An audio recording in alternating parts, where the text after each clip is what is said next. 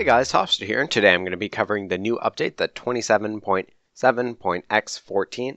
Still going on here with the X's and all that. First, we jump here into the character selection screen, and you'll see that there are plenty of notifications and things that are different.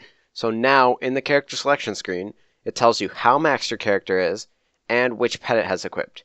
So that's really nice if you have a lot of characters or you don't remember which ones you're maxing or whatnot or what they need, and you don't want to spend all the time loading in and loading out, especially with the servers being a little jumpy lately. But that's really nice. Also, you can see the backpack of your characters by hovering over them, which is pretty neat. So now if you're trying to organize or know if you have a certain item, you can see that by just checking them out. So first I'd like to announce that the Djinns in the Godlands now drop the Cave of 1,000 Treasures, and it says a low chance, so I'd assume that it'd be somewhat the same as an ice cave drop from a white demon, somewhere around there, maybe like Mad Lab, Rarity, who knows. But also they added the disconnect timeout has been lowered from 10 to 2 minutes. 10-minute DCs are now 2-minute DCs, which keeps you engaged a lot longer, because I know before if I ever got DC'd, then I would just close my game and hop off for the day or for a few hours because I didn't want to wait the whole entire 10 minutes just to get DC'd again. So now that's 2 minutes, that's great.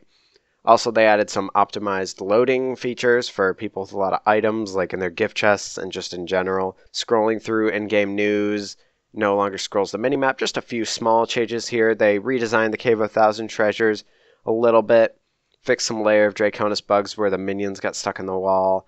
Mysterious crystals, dragon eggs, and sumo masters now have little spawns so that they don't spawn on rocks.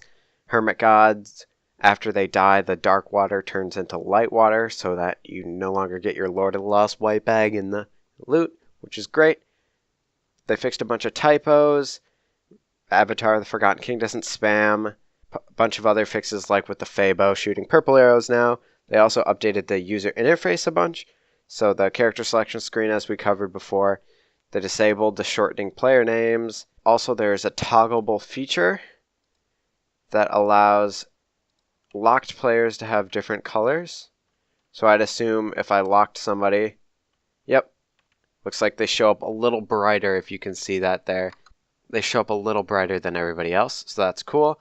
I'd assume it's the same for the guildmates. Also, minimap enemies now render on top of players, so previously if a Skull Shrine spawned and there was a huge group of players all around the map, you would have no idea where the Skull Shrine actually is. Now it shows over that, as well as the quest icon updates immediately. So right as the Skull Shrine spawns, you'll get that nice arrow pointing you right towards where he is, so you're not the one that misses out on the TP trying to refresh that. So they added a new friend in the guild hall. He's an NPC. His name is Gilly. If you type things to him, he's got all these different responses. I'll throw a link in the description if you want to see all the currently found discussions that you can have with him. But one cool one is if you type pots in, he'll throw down a chest.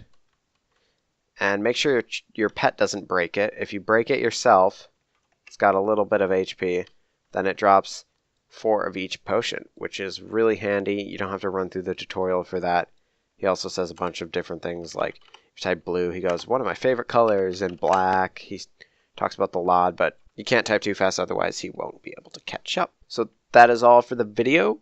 Thank you so much for watching, and I will see you in the next one.